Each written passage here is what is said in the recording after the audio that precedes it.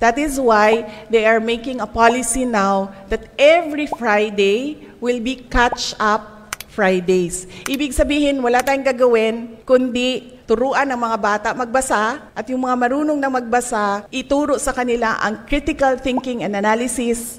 Yung mga marunong na sa critical thinking and analysis, pasulatin ninyo ng libro, pasulatin ninyo ng essay, lahat ng kailangan natin gawin na matutunan ng mga bata, gawin natin sa Catch-Up Fridays. At hindi lang yun, dahil meron din tayong kailangan i-catch up sa health, sa values, and sa peace education. Yung buong Friday will be the Catch-Up Fridays para sa anong gusto nating makita na mga kabataan sa darating na mga panahon.